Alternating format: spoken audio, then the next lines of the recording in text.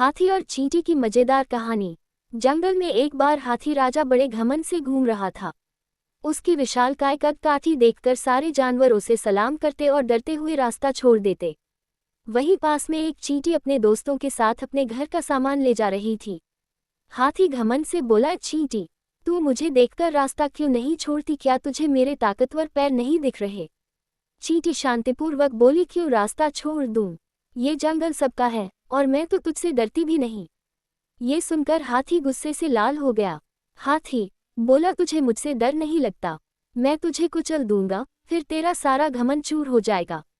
चींटी मुस्कुराते हुए बोली, ठीक है, लेकिन पहले पकड़ के तो दिखा। हाथी ने चींटी को पकड़ने के लिए सूंड नीचे की, लेकिन चींटी फुर्ती से भाग गई। हाथी ने दोबारा कोशिश की, लेकिन फिर से चींटी उसके पैरों के नीचे से निकल गई।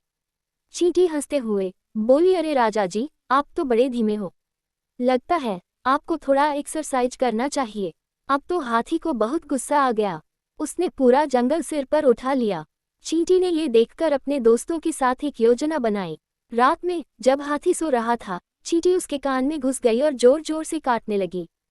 हाथी चीखते हुए बोला, अरे अरे, कौन है? मुझे कौन परेशान कर रहा है? चींटी कान के अंदर से बोली, मैं हूँ, वही छोटी चींटी। अब बताओ, तुम बड़े हो या मैं?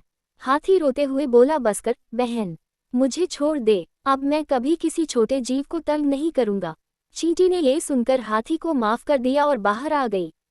चींटी हंसते हुए बोला, याद रखना, ताकत से नहीं, अक्ल से बड़ी बड़ी मुश्किलें हल होती हैं।